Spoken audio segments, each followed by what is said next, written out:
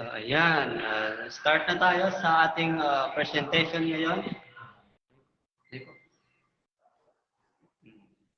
So, start na tayo sa ating presentation ngayon. Bago tayo mag-start, magpakilala muna ako para aware kayo kung saan ako galing, kung paano ba ako na-involved sa Empower Consumerism. By the way, my name is Rasul Musa Malawad from Mindanao, 21 years old, and ginagawa na po full-time ang Empower Consumerism. So, hindi po ako yung speaker ngayon. Mamaya tatawagin ko po yung ating speaker na napakalupit. And sa lahat ng mga first timer and timer dyan, stay tuned lang po kayo. For sure, magugustuhan po natin yung topic ngayon.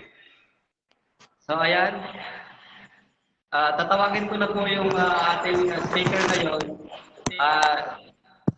She is student and ginagawa niya itong business full-time. So, hindi ko na po patatagalin. Siya na po mismo yung magpapakilala sa kanyang sarili.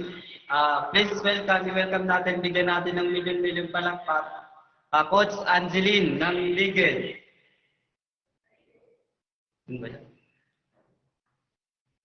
So yan, Coach Angeline ng Legal. Hello. Good morning po sa ating lahat. Good morning. Yan. Yun. So yan, shout out po sa mga partners natin na nandito.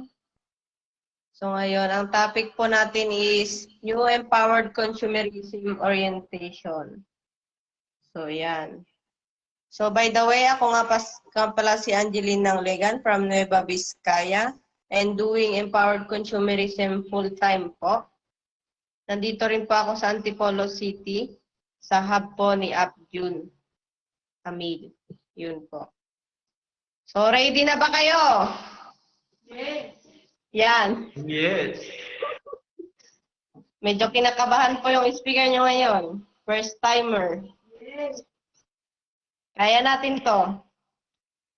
So, yan. Mag-share screen na po ako.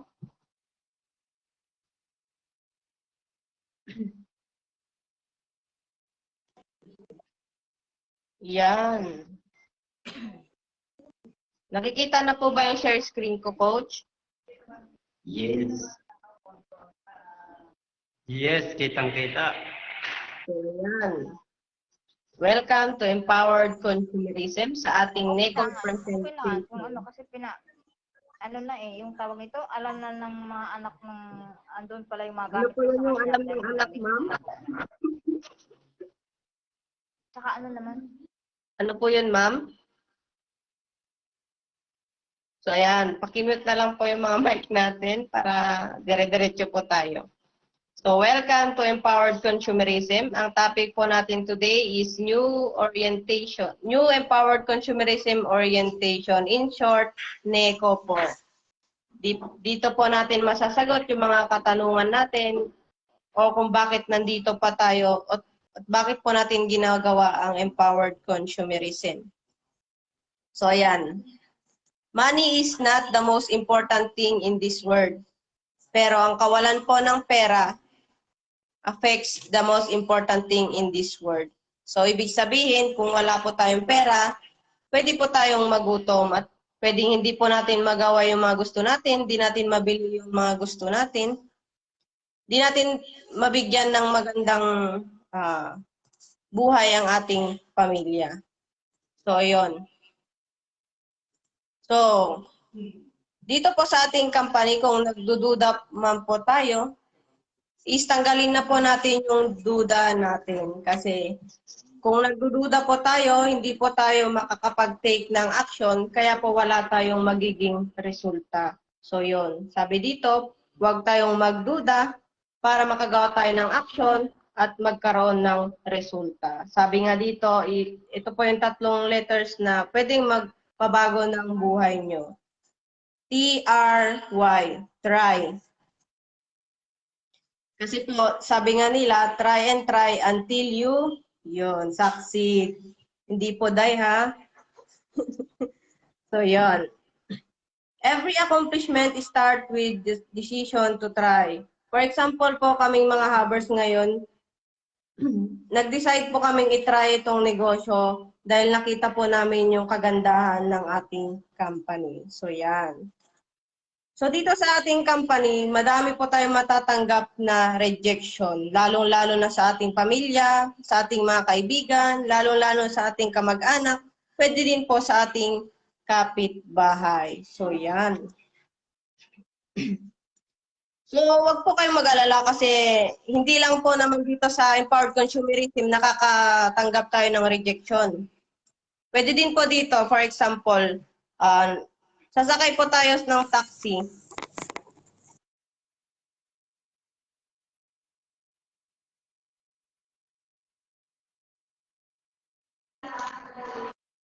Nakamute na po, Coach. So yan, hindi po lahat ng liligawan natin is pwedeng mag-oo. Kaya nga sabi ko kanina is try and try until you succeed. So yan, meron at meron din hihinto sa atin. So yan. So, dito po is it's not how many times you fall down, it's how many times you get back. Kahit ilang failure po ang matanggap natin, is dapat kailangan po nating tumayo. Kasi pag di po tayo tumayo, nandun pa rin tayo sa failure. Kasi madami pong naging successful na nakaranas ng 99% of failure. So yun po. So bakit nga ba empowered consumerism? Dito po sa empowered consumerism, ang mga ordinaryong consumer pwede pong maging extraordinaryong entrepreneur. Yan po ang kagandahan dito. At dito rin po sa empowered consumerism is maliit ang kapital pero pwede po tayong kumita ng malaki. At proven system na po ang company. Dito rin po is ma-apply mo ang law of leverage na kung saan pwede mong padamihin yung time mo, effort mo sa ibang tao. Ang kagandahan nito, good news, is nasa international market na rin po tayo. So yan, helping business, kahit sino ka man, maging sino ka man, pwede ka dito sa empowered consumerism. So yan, dito sa empowered consumerism, para maging successful, kailangan po natin magkaroon ng attitude. So yun. Ang ibig sabihin, kung meron kang hindi magandang attitude, para ka na daw flat na gulong. Na kung saan hindi ka makakarating sa paroroonan mo, kung hindi mo ito papalitan. So, so dito po sa attitude, kailangan po natin makinig sa ating mga upline. Maging uhaw po tayo sa mga learnings, at kung ano man yung mga nalalaman natin, be humble pa rin po. So, yun. Kasi po, dito po sa attitude, 80% attitude plus 20% skills equals success. So, yun.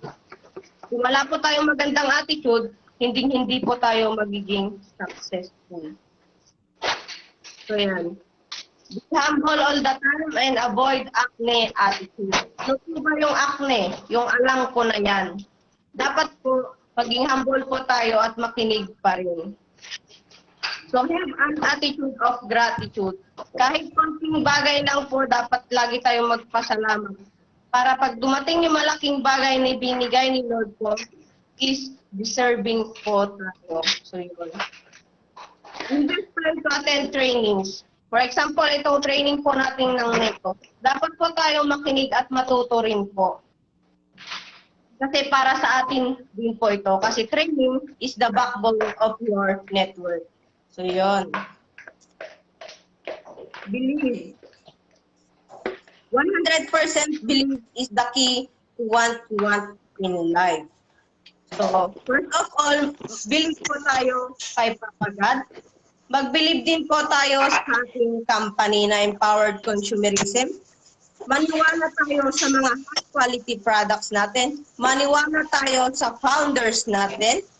Maniwala tayo sa mga upline, mentors, and coach natin. At sa lahat po, maniwala ka sa sarili mo. Kasi po, ikaw ay tinatawag na champion. Yun.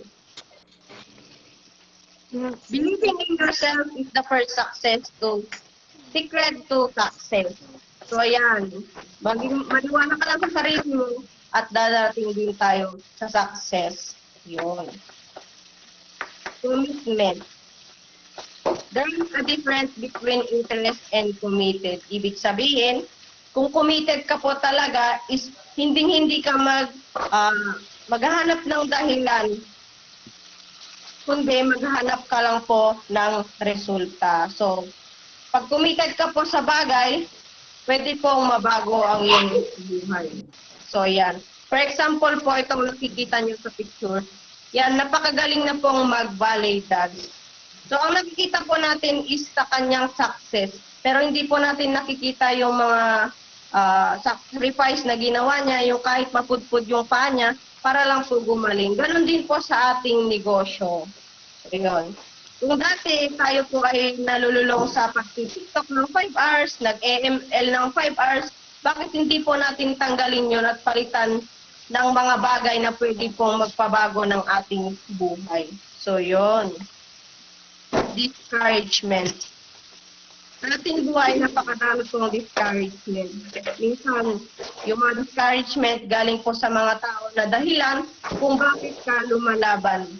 So yun, sila pa yung dahilan kung bakit sila po yung nagdi-discourage sa atin. Pero wag po natin i-entertain yun. Gawin po natin itong positive. Wag po natin papasukin sa ating utak yung mga negative vibes. Kasi kung ano yung pinapakain mo sa utak mo, yun din po yung magiging utak. For example, lagi ka pong nanonood ng mga madramang buhay. So, may tendency po magiging madrama din po ang iyong buhay. So, yun. Yan, excitement. Dapat lagi po tayo excitement. For example po, sa eco natin paulit-ulit, pero wag po tayong magsasawa dahil dapat lagi kang excitement pagdating sa company. Lagi tayong excitement na matuto. Yun. Maging masaya ka sa lahat, lalo na sa business mo kasi character of the heart po ang tawag doon. So, yun. So, ito po yung tinatawag nilang focus. The power of focus. Follow one course until successful.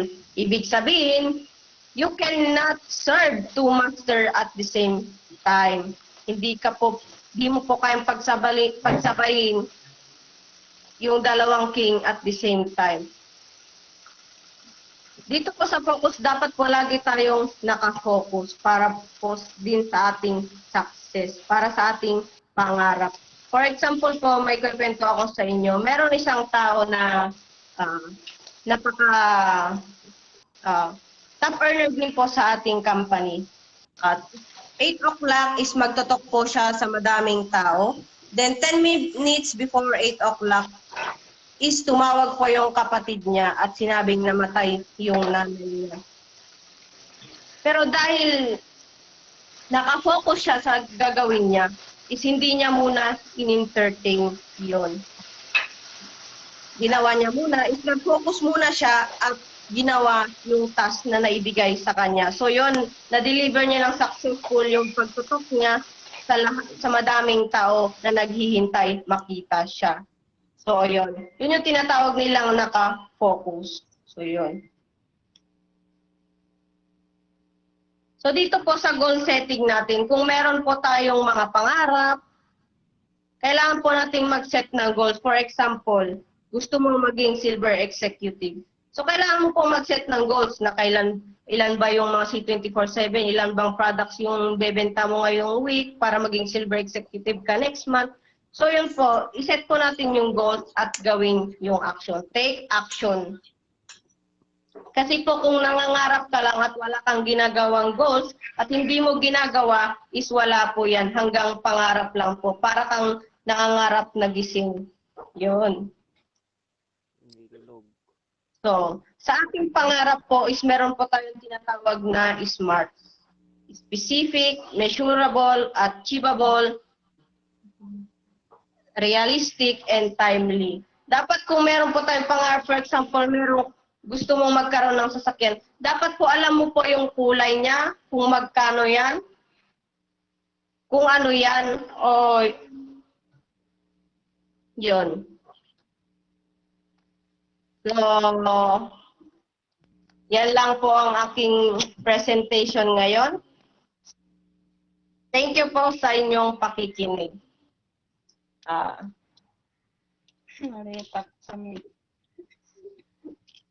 So, ayan. Thank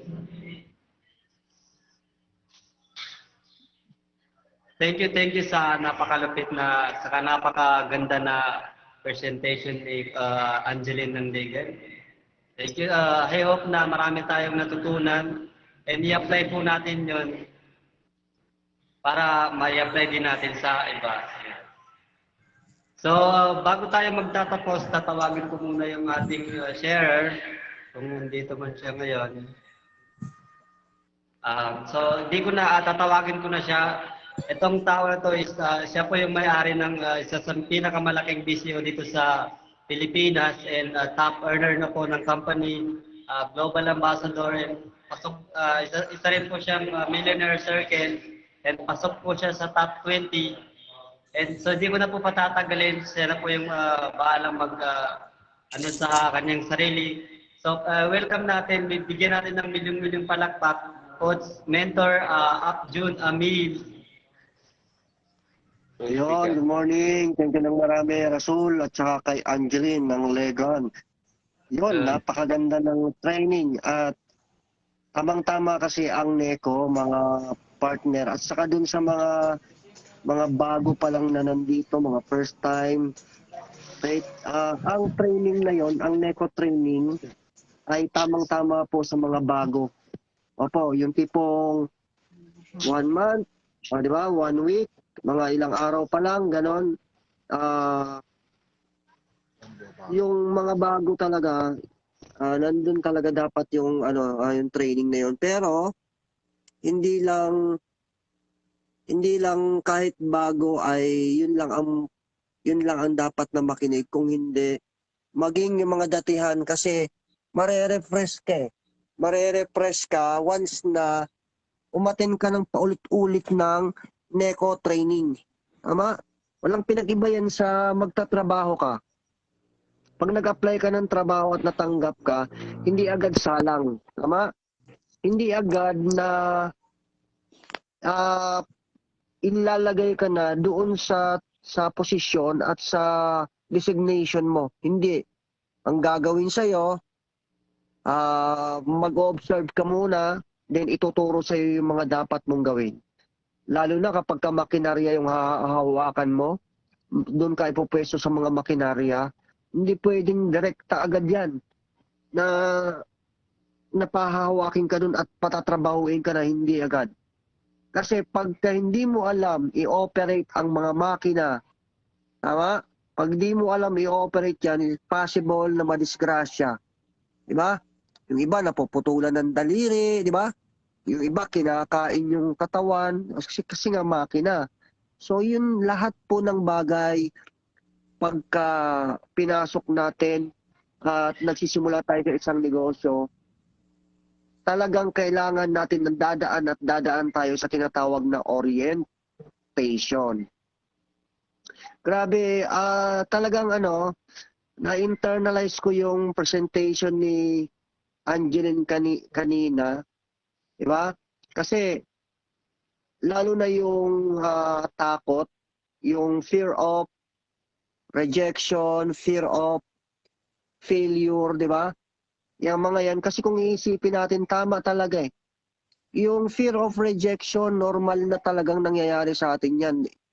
Kahit wala pa tayo sa empowered consumerism, matagal na nating nararanasan ng fear of rejection. Diba? Kasi bata pa lang tayo, nanghihingi na tayo ng piso, diba? Yung mga ganun, nanghihingi na tayo ng barya sa parents natin. Pero hindi madalas na pag nanghihingi tayo ay binibigyan tayo. Tama ba? Hindi laging ganun. Kumbaga, may mga times din na pagka nanghihingi tayo, talagang umiiyak na lang tayo dahil hindi tayo binibigyan. Ang tawag doon ay rejection, meaning bata pa lang tayo na encounter na natin ng rejection. Sa negosyong empowered consumerism ay na-experience din natin yan. Tama? hindi lahat ng kakausapin natin ay sasali o oo. Tama? Kaya kapag nakaka-encounter ka ng rejection sa ganitong negosyo, isipin mo lang na ang negosyo natin is rejection business. At saka walang hindi masaya ang success kapag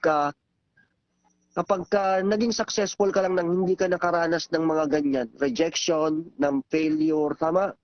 Ang totoo niyan sa negosyo natin, wala naman talagang nagpi-fail.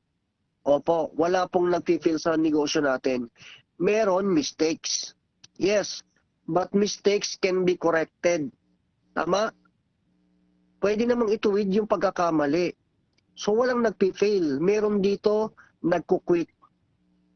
Meron nagkukwit. Pero tandaan po natin, walang nagpi-fail sa empowered consumerism. The moment na tinuloy-tuloy mo yung negosyong ito, no choice ka, papunta ka sa finish line. Papunta ka sa success na gusto mong mangyari sa empowered consumerism. Diba? Ngayon, balikan natin yung rejection. Di ba naalala niyo noon kapag nag-a-apply ka ng trabaho, hindi lahat ng ina-applyan natin ng trabaho ay tinatanggap tayo, tama? Hindi lahat. Pero ang tanong kasi doon, kapag nag-apply ka ba ng trabaho at hindi ka tinanggap, hindi ka na ba mag-a-apply uli? Di ba hindi? Di ba mag-a-apply ka pa rin? Ang gagawin mo, magpapasa ka ng maraming resume sa mga kumpanya para alin man doon ang tumanggap sa'yo, at least hindi masasayang yung time mo. Tama? Yung mga nag-a-apply ng trabaho, ganoon ang ginagawa. Pero tandaan po natin, the moment na hindi ka tinatanggap sa mga kumpanyang ina-applyan mo, ang tawag doon ay rejection. Meaning, wala pa tayo sa empowered consumerism.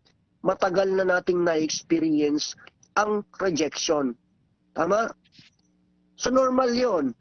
Gaano na tayo kadalas na pumapara ng sasakyan?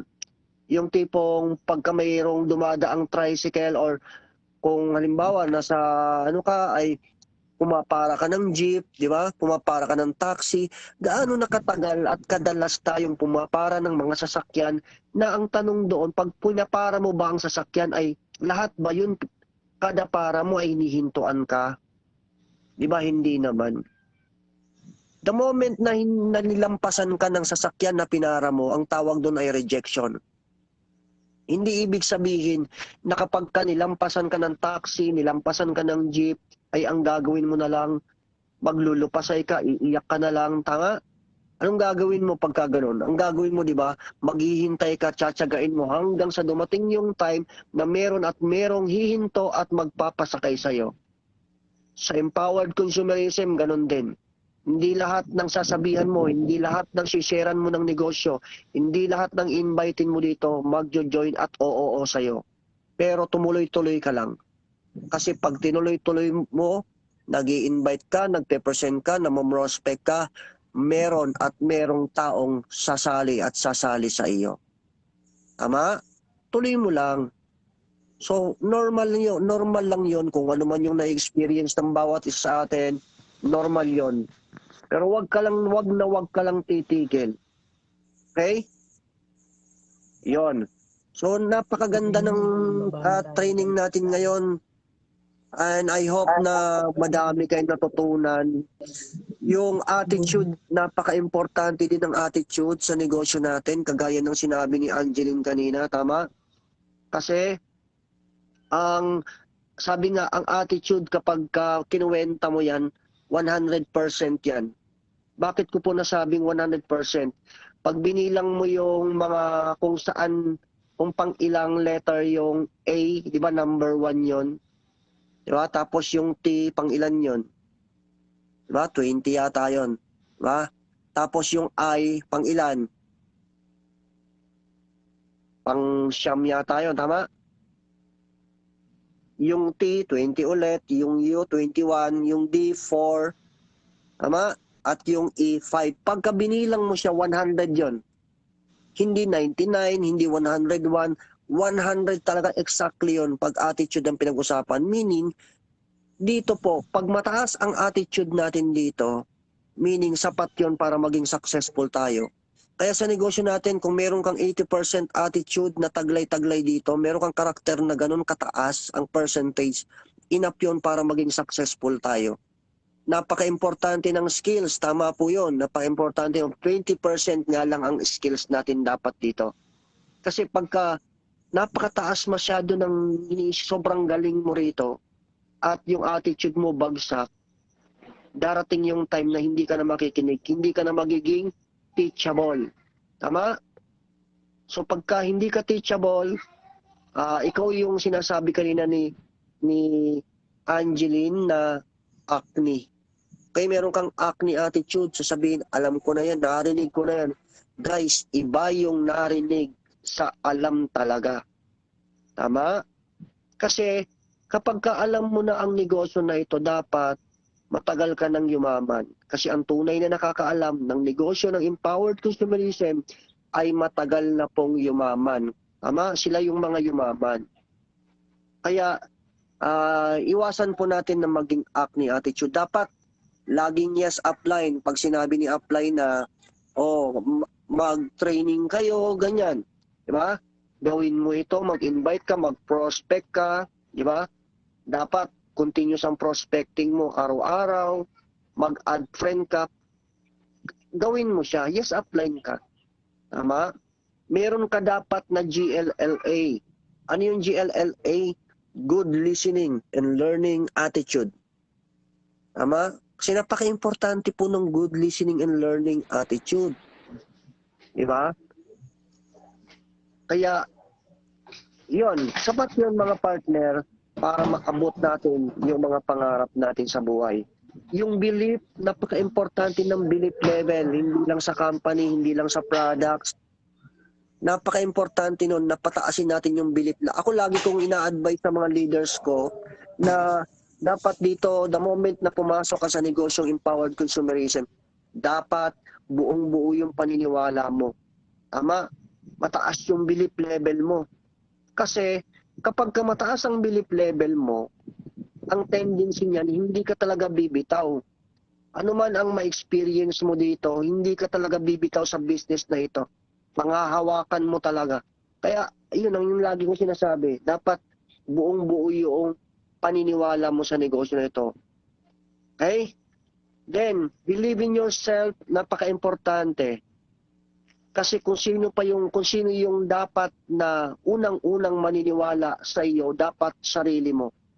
Huwag mong isipin na, ay hindi ko kaya yan, di ba? Kapag negative yung pumapasok sa isipan natin, tiyak yan. Negative yung magiging resulta. Lagi mong iisipin, kaya mo. Tama?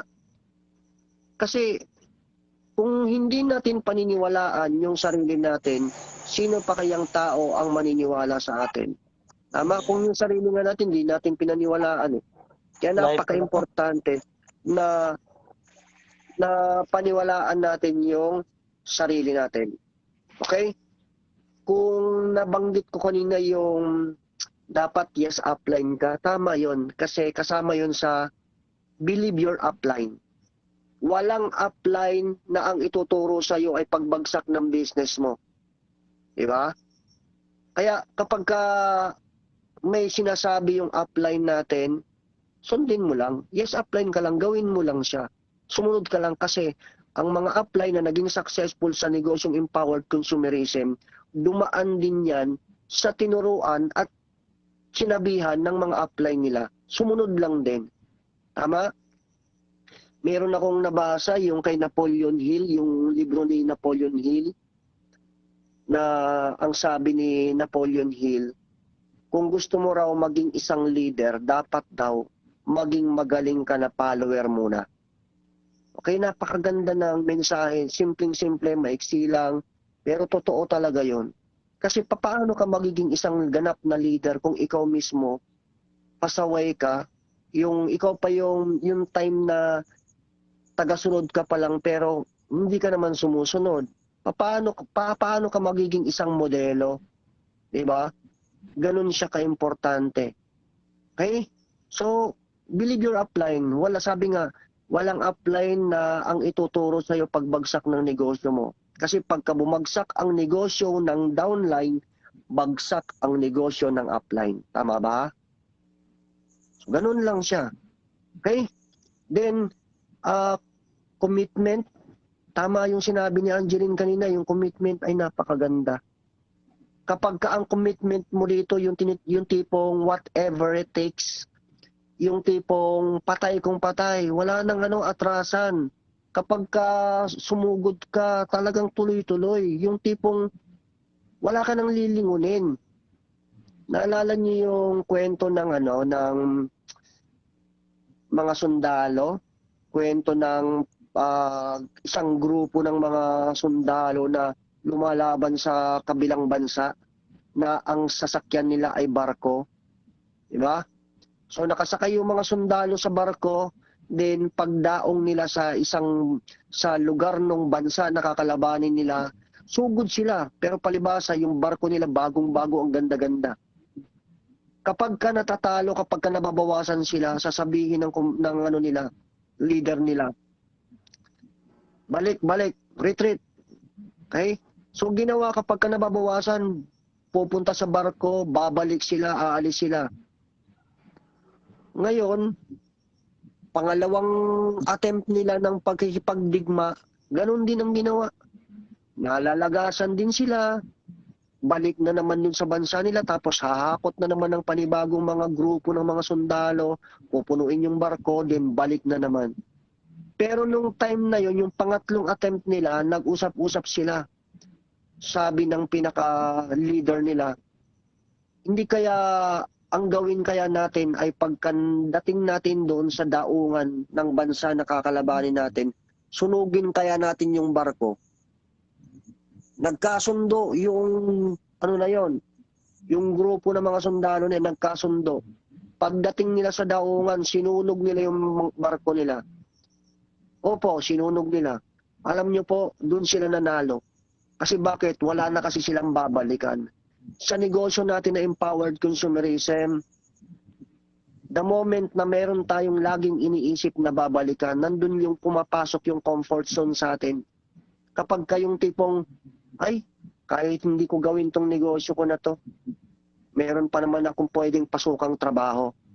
Kahit hindi ko gawin tong negosyo na to, meron naman akong kahit papanong tindahan or yung mga ganon. Kapag ka doon lagi tayo nakapokus, meron pa tayong reservasyon, medyo mahirap manalo sa laban. Ibig sabihin, gusto nating makuha yung success. Palibasa, meron ka pang reservasyon, meron ka pang iniisip na babalikan. Medyo mahirap.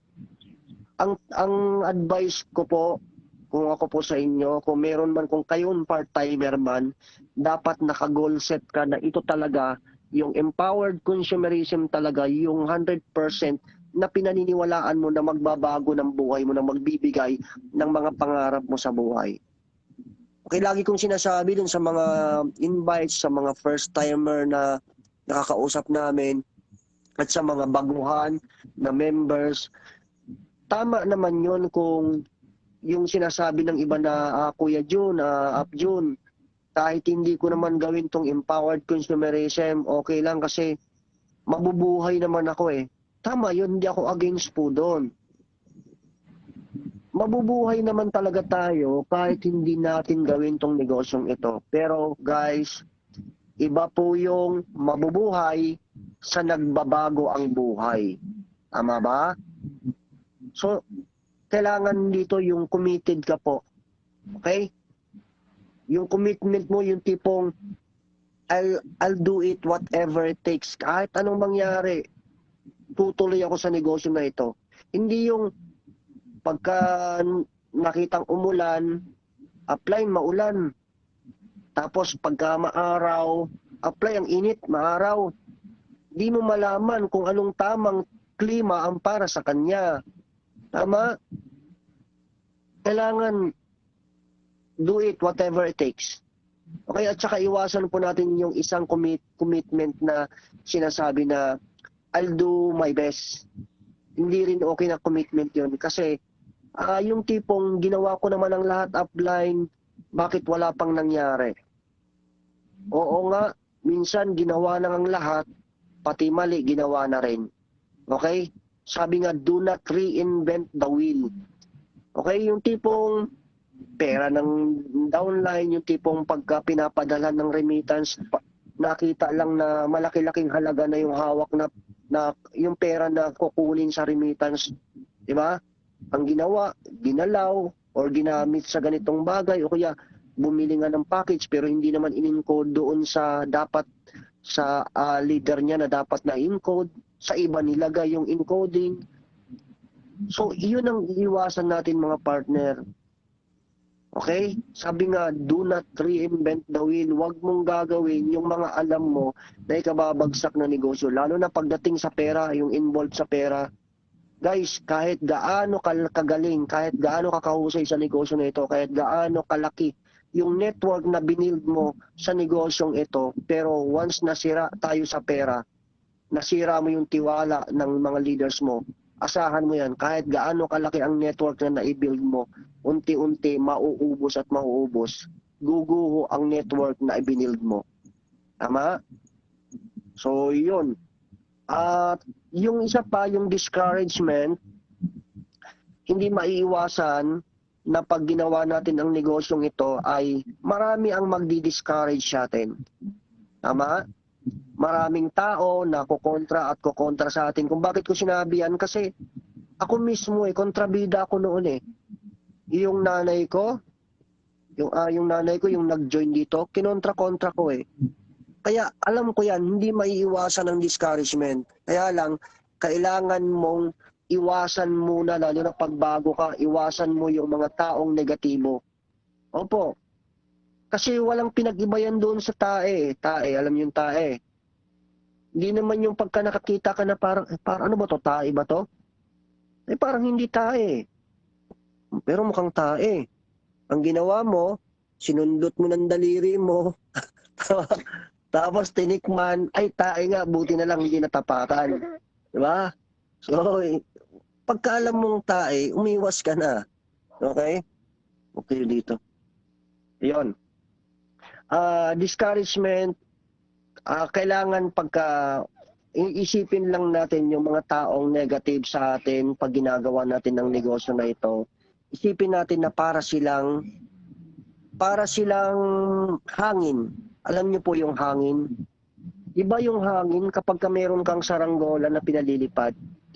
The more na lumalakas yung hangin, pinupus ng hangin yung saranggola para lalong tumaas yung lipad. Tama? Kaya isipin mo lang, kapag merong nagne-negative sa'yo, merong nagdi-discourage sa'yo, siya yung hangin ng buhay mo. Okay? Ano pa? Isipin mo lang na para siyang bagoong, alamang, hindi masarap ang mangga kung wala kang sausawa na alamang. Tama? Sumasarap ang mangga kapag meron kang sausawa na alamang or bagoong. Kaya sa negosyo natin ganun. Hindi magiging maganda yung success mo dito kapag walang taong nagne-negative sa'yo. Walang thrill pagka ganun. Biruin mo lahat ng kakausapin mo positive.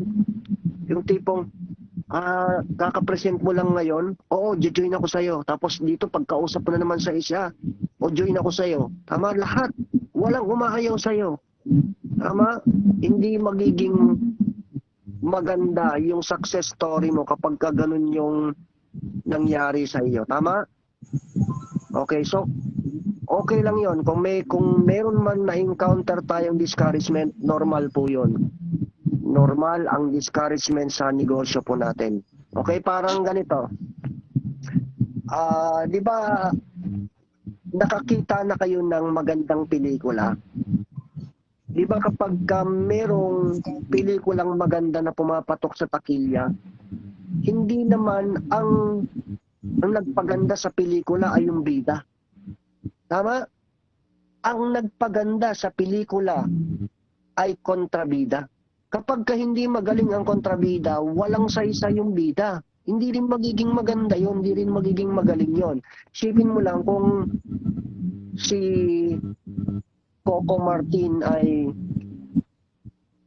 hindi magagaling ang kontrabida niya or wala siyang kontrabida. Diba? Anong klaseng pelikula yon? Magiging maganda kaya? Hindi. Alam nga naman sinong bubugbugin ni Coco Martin. Di ba? Yung leading lady niya. So, ganun siya. Guys, normal ang discouragement sa negosyo natin. Gumaganda ang business mo the moment na merong kontrabida sa iyo. Tama? Pero asahan mo, pag ginawa mo yung negosyo na ito, tinuloy-tuloy mo, kahit merong magdi-discourage sa iyo, asahan mo, para kang gumagawa ng pelikula. Na pag gumawa ka ng pelikula, pagkatapos yan, blockbuster ang pelikula mo. Tama o tama? Ganun yun, guys. Okay?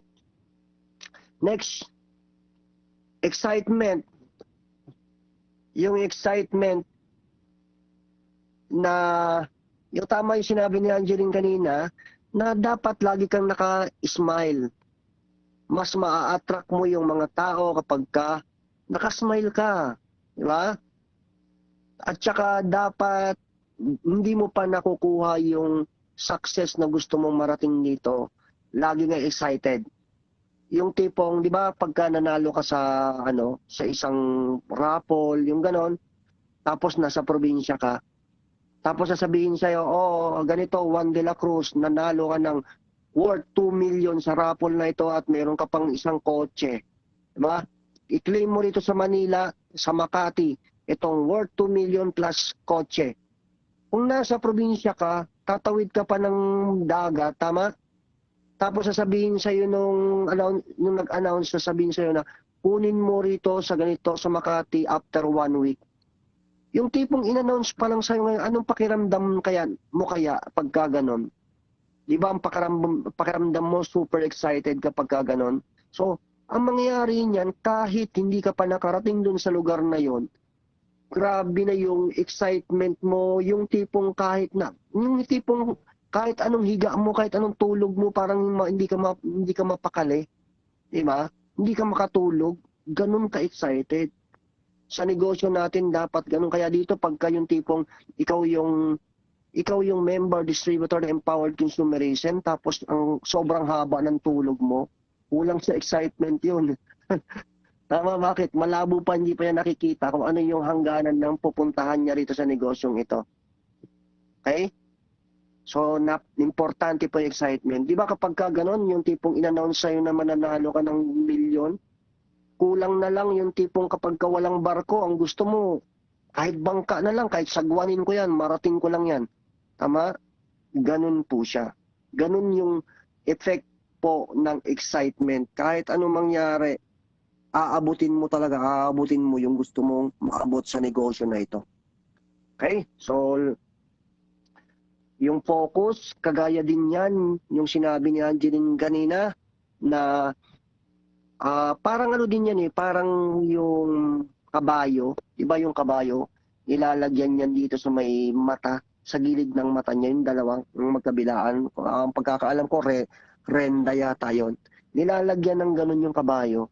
Bakit? Para hindi na lumingon-lingon. Tama? Para yung direksyon, yung destinasyon na gustong puntahan talagang marating. Ganun ka-importante yung focus. Yung magnifying lens, kung nakakita na kayo ng magnifying lens, na pag tinapat sa araw, meron siyang parang sumisinag na isang isang area lang talaga yung sinag niya na yon, na mamaya-maya, pagka hindi mo inalis yung magnifying lens doon sa dahon na tinapatan mo nun, mamaya-maya masusunog yung dahon. Ganun ang nagiging epekto ng focus. Sa negosyo natin, dapat focus tayo, hindi yung lingon-lingon tayo.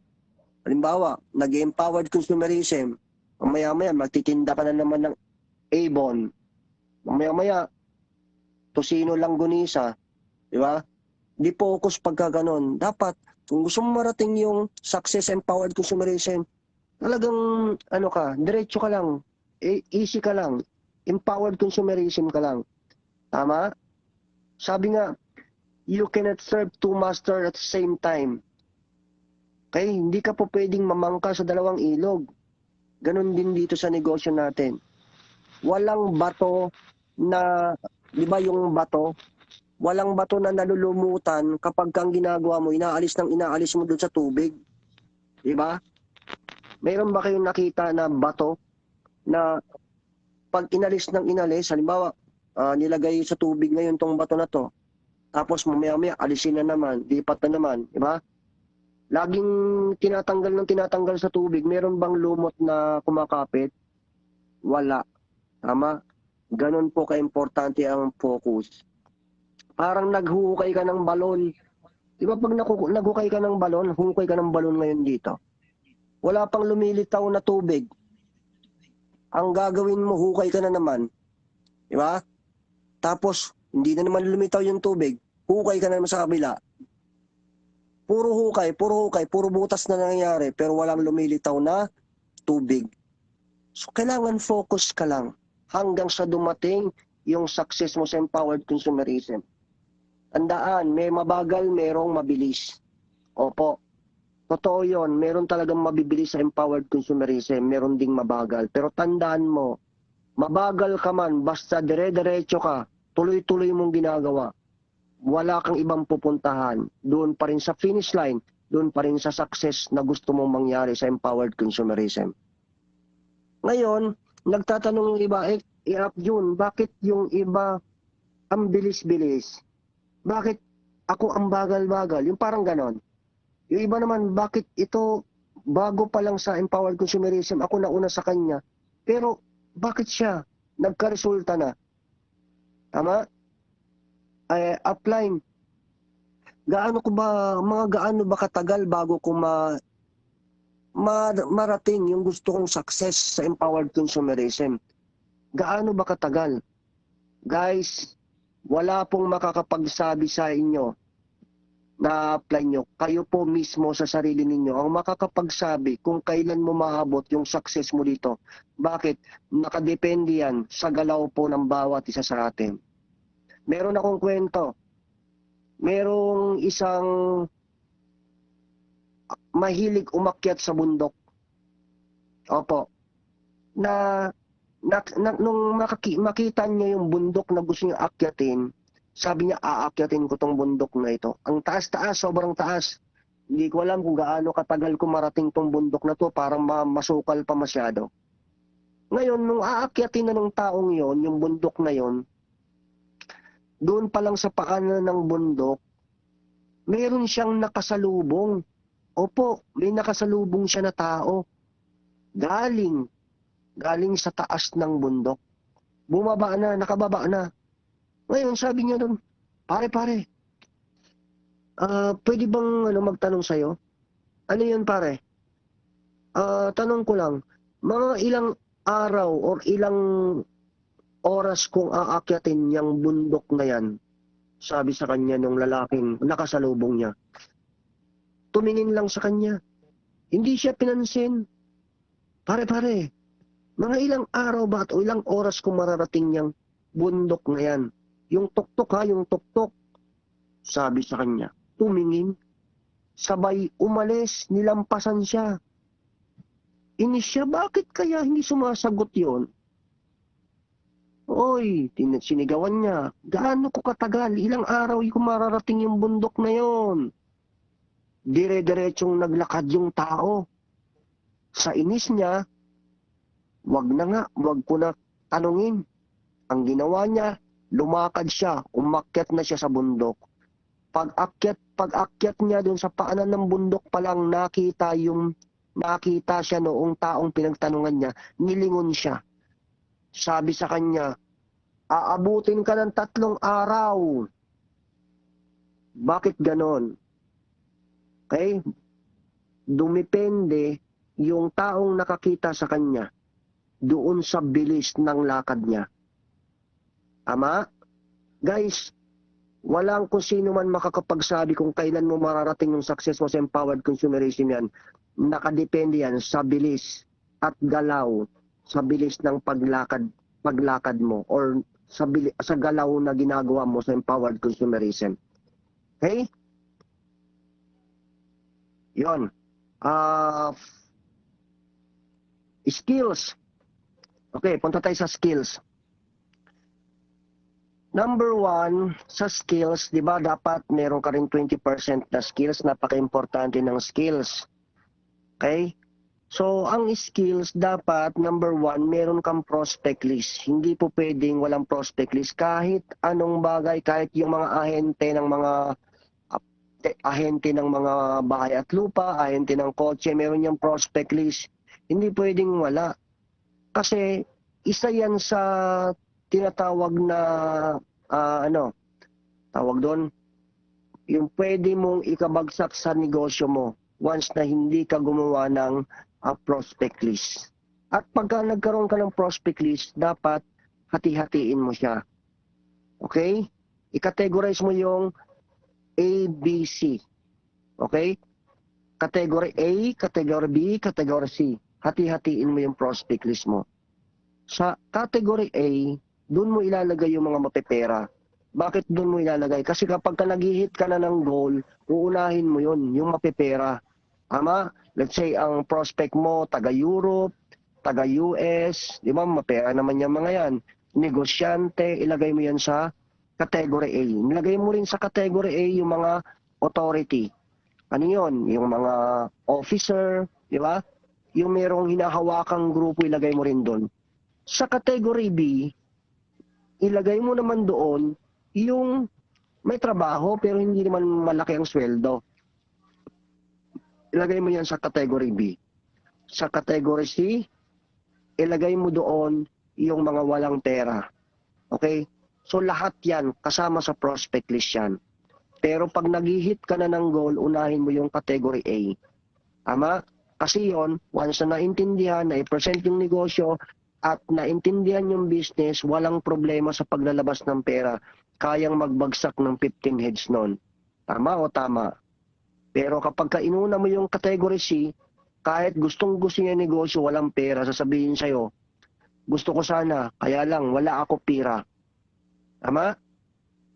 So, ganun ka-importante yun. Then, sa prospect list, tandaan nyo po mga partner, dapat at least 500 na prospect ang ilalagay mo sa prospect list mo. 500 na prospect list. Sabi nung iba sa akin, Kuya Jun, Jun, bakit ba kailangan pa na magsusulat or kailangan ba ng prospect list?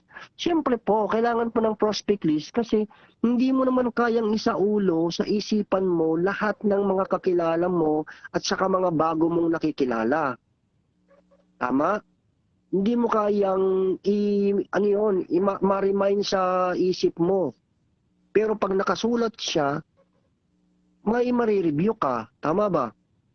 Kaya nga merong kasabihan na the weakest pen is mightier than the sharpest mind. Tama? Okay, kailangan siya nakasulat. At saka, kapag ka prospect po tayo, huwag mo siyang sasadyain. Yung tipong, halimbawa, nandito ka sa Antipolo. Teka, meron akong kamag-anak sa Cavite, pupuntahan ko siya. Kaya, meron akong kamag-anak sa Mindanao. Hindi ganon. Pagka prospect ka, merong rules dyan. Ano yon? Don't go for prospecting prospects as you go. Okay? Ibig sabihin, huwag mong sasadyain na prospect ka kung saan ka pupunta, kung anong lakad mo ngayon, doon ka prospect. Halimbawa, umatin ka ng lamay. Diba? Merong lamayan. Doon ka na timingin mo.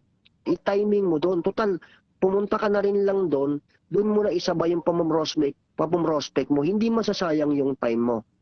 Tama? Yung tipong nagbayad ka ng bill ng Meralco. Di doon ka na prospect. Yung mga nakatabi mo doon. Diba? Prospectin mo siya.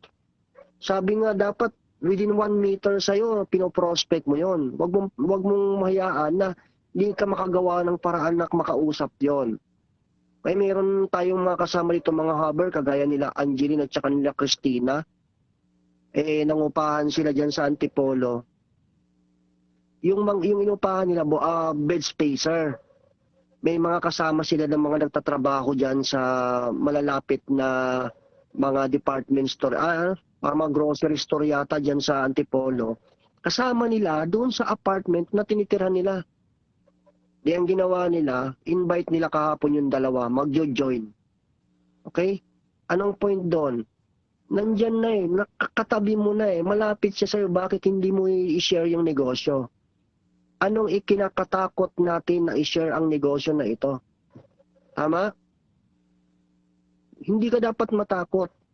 Unang-una, once na nireject ka dito, anong ikakatakot natin pag nireject tayo? Hindi naman tayo mamamatay. Di ba? Imaginin mo na lang yung, kung tutuusin, kung sino man yung dapat matakot, yung mga na mga engineer, mga architect na nagdi-design ng mga building, di ba? Na kapag ka nagkamali sila ng design yan, maraming mamamatay. Tama? Ano pa? Yung doktor, once na nagkamali ng operasyon ng doktor, may mamamatay o wala? Yes, merong mamamatay. Di ba? Ano pa? Yung hukom, judge, once na nagkamali ng judge yan, once na nagkamali ng pag-decide yan, pwedeng mabitay yung dinesisyonan niya. Tama? May mamamatay, may wala? Yes, meron. Sa negosyo natin sa empowered consumerism, hindi ka naman mamamatay. The moment na in-approach mo yung tao, the moment na senior mo yung negosyo or kinausap mo yung tao, pinrospect mo yung tao, hindi ka mamamatay. Kung i-reject ka, kung ignore ka niya, okay lang yun. Hindi ikaw ang nawalan. Tama? Dalawa kayo. Joke lang. Okay. Siyang nawalan. Okay? So wag mong iisipin na wag kang matakot approach ng tao. Wag kang matakot ma-prospect. Okay? Then, once na prospect mo na yung tao, kunin mo yung number. Opo, kunin mo yung number kasi napaka-importante no. Hindi lang yung number ang kunin, kung maaari makuha mo yung Facebook account niya. Okay? Para doon ka na makapagbigay ng first step para mapresentahan yung negosyo or ma-form mo siya. Ngayon, kapag ka na-prospect ka at nag-invite ka na sa tao, okay, dapat gamitin mo yung form. Ano yung form? FORM. Family, Occupation, Recreation, at bago yung message. Ano ibig sabihin nun? Huwag kang diretso agad na negosyo. Okay? Makipagbandingan ka muna. Huwag yung kakakausap mo pa lang sa tao, tapos gusto mo nang operan yung negosyo, tapos sasabihin mo na, ang ganda ng negosyo ko, sama ka sa akin. 9,000 lang yung ilalabas mo, patay na pagka ganon. Tama? Sa halip na mag-join sa'yo, aayawan ka na nun. Bakit? Ang iniisip niya, bebentahan mo siya. Ang tao, ayaw nang binebentahan. Okay? Kaya tandaan nyo po, lagi kayong gagamit ng form. Usapang pamilya muna, makipagbandingan ka muna. Trabaho. Ama, usapang trabaho muna. Kaya yung mga pinaglilibangan niya, yung hilig niya, ganun lang muna ang usapan. Kasi bakit? Para makuha mo yung needs nung kausap mo, yung pangangailangan niya. Malay natin, the moment na nakipag-usap ka sa kanya, nag-build ka ng rapport sa kanya, nasabi niya na yung anak pala niya or yung magulang pala niya may sakit pala, tama, may high blood, or meron palang cancer, or meron, di ba, yung mga ganong bagay, meron kang po pwedeng ipasok sa kanya. Tama? Tapos nalaman mo na nangangailangan din pala siya ng another source of income. Kasi nga, nag-build ka ng rapport sa kanya. Hindi yung rekta-rekta kaagad na nagsabi sa kanya ng negosyo. So after na kakapag-build ng rapport, nalaman mo yung pangangailangan niya, nalaman mo yung needs niya, doon mo ibibigay yung message. Okay? Doon mo siya invitin. Ay, pare, meron pala akong yung di ba sabi mo yung anak mo may sakit yung ganito. Meron palang isang magandang produkto na ganyan din yung sakit pero napaka-effective. O di ba? Mako-curious o mako-curious? Yes, mako-curious yun. Ba? Sabihin, saan ba yun nabibili? Sa distributor ng empowered consumerism. Di ba? Ano ba yung empowered consumerism? O kung marunong ka mag-present, presentahan mo na. Di ba? Pagka hindi ka marunong mag-present, para maintindihan mo at maliwanagan mo kung gaano kaganda yung product na tinutukoy ko, mamaya, anong oras ka available? 2:00 or 9:00? Kasi meron kaming presentation na doon ipinapaliwanag yung negosyong empowered consumerism. Yung products doon ng empowered consumerism. Ngayon, pag sinabi niyang mamaya na lang mga 9:00, ayun, may invite ka. Tama? Then, pag mag-invite ka, dapat numbers game. Dapat hakot. Okay? Ano ibig sabihin ng hakot? Dapat marami. Kasi the more na nag-invite ka ng marami, the more na mas marami yung potential na sasali sa iyo. Unlike kung invite mo isa, pag umayaw yan, nasan na siya? Wala na. Tama? So, napaka-importante ng numbers game. Kailangan mo ng hakot. Kasi, parang ano yan eh, alam niyo yung raffle ticket, di ba yung sa raffle ticket, para mabunot, para mas potential kang mabunot, subukan mo na bumili ng maraming ticket tas ihulog mo. Tama?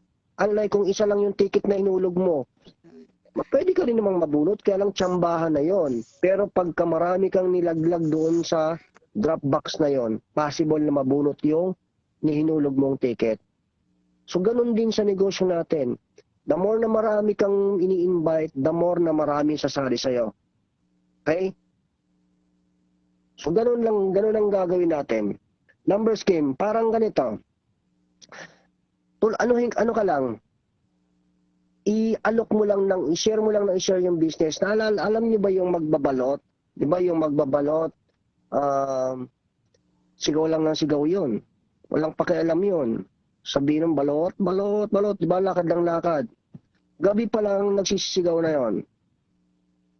Pero, hindi po lahat ng nakakapakinig doon sa magbabalot, hindi lahat ng nakarinig ng sigaw niya bibili ng balot. Tama ba? Pero, merong bumibili. Pagdating ng umaga, ubos yung balot na paninda niya. Anong point? Sa negosyo natin, ganun din. Kailangan lang natin na i-share yung business natin. Kailangan lang nang isigaw natin yung negosyo natin. Kasi po, meron merong sasali sa iyo at merong magpapalaki ng grupo mo. Tama? Okay. Then, after mo na-invite, papasok sa presentation. Sabi ko nga kanina, yung schedule, meron tayong kagaya nito yung schedule. Pwede rin naman na one-on-one. Ngayon, kung marunong ka na mag-present, presentahan mo na siya. Kaya dito, kapag ka nagsisimula ka dito, habang nagsisimula ka, kapag ka nagpe-present yung mga upline mo, pag-aralan mo na siya.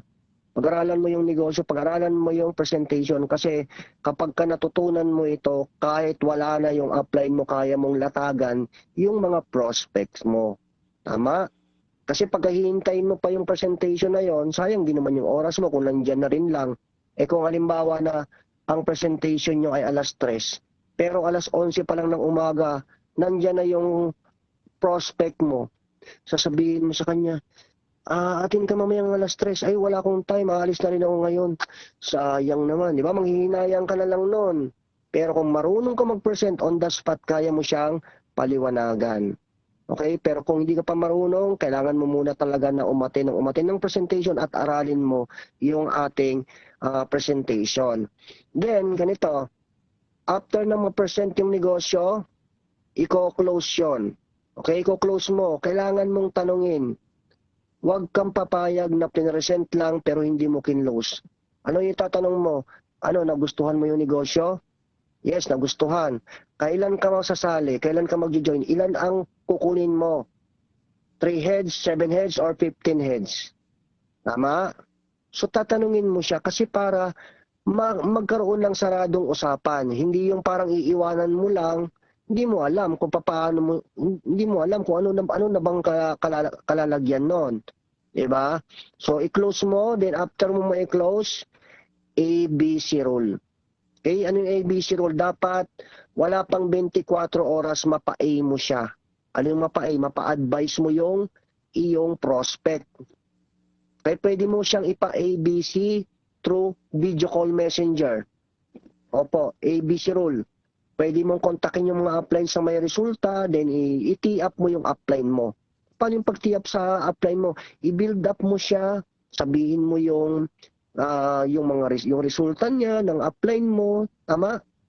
Then after nun, yun, ipasok mo siya sa video call messenger, then yun, mag-uusap na, mag-a-advise na ngayon yung upline mo.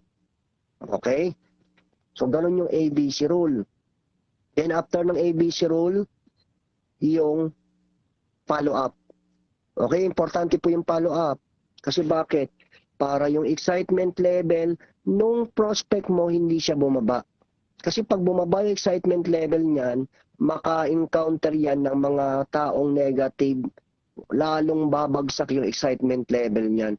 Pero pagka nandun ka, within 24 to 48 hours, ay pinalo up mo siya, mamimaintain mo yung excitement level niya. Pag na-maintain mo yung excitement level ng prospect mo, di ba? May chance talaga siya na mag-join talaga sa'yo. Tama ba? Okay, mapapansin nyo yung iba, merong mga nag-present na sa kanila tapos hindi nag-join. Ilan na yung mga nag-present, hindi nag-join kasi nga hindi na-maintain yung excitement level.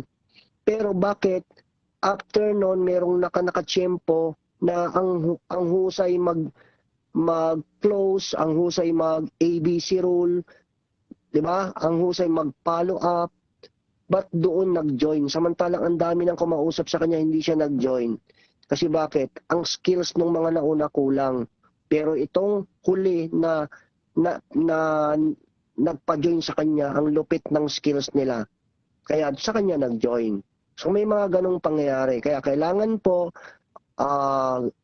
lagi tayong magpa-follow up. 24 to 48 hours dapat pinapollow up natin yung invite natin yung prospects po natin. Okay?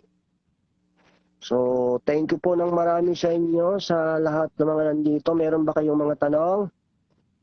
Open na tayo ng camera at tayo'y mag-picture.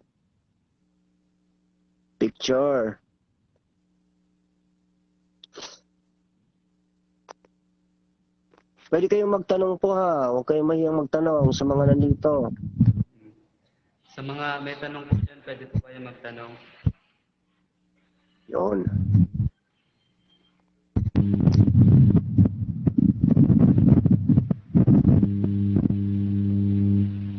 Mga tulog na yata sila eh.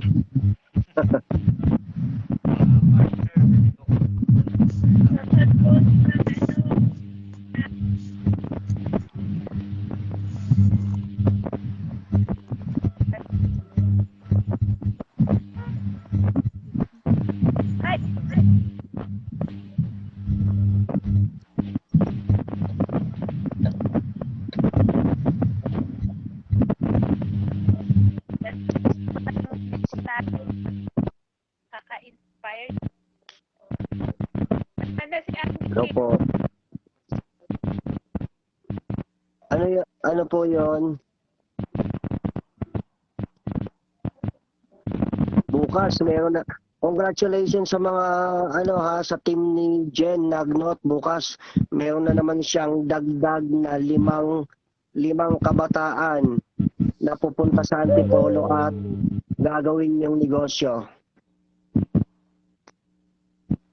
Congrats po. dahil nagalit na yung isa doon at kayo dahil yung tatlo. Grabe, lima tapos Isa! Woohoo!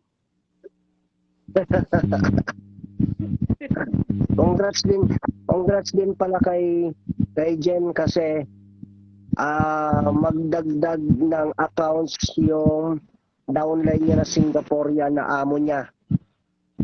Yes! Ang malupit pa nun, baliw na rin yun.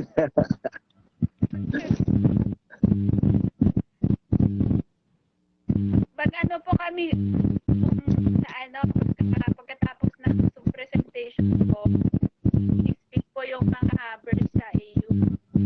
Share po sila ng personal introduction. Oo, tama. Sponsored, nag-raise naman tayo. Tama.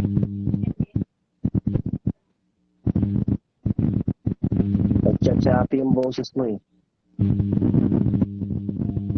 Ayun, congrats din sa mga hubbers natin na nagdagdag ng mga accounts at naka-multiple accounts. Sila Chris Lunag, sila Angeline ng Legon, na multiple accounts na rin yung mga yan. At congrats sa mga pay-in ng grupo ni Sarida, nila Rafael. Congrats. Sino pa ba? Hindi ko na nabanggit yung ibang mga, may mga ano rito. Magsabi lang kayo ha, baka ano, hindi ko kasi alam yung mga activity ng iba.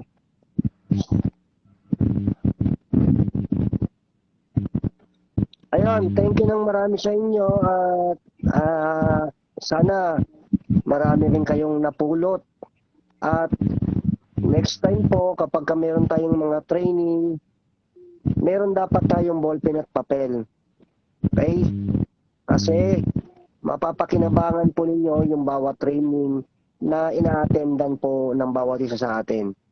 Once na sinulat po natin siya.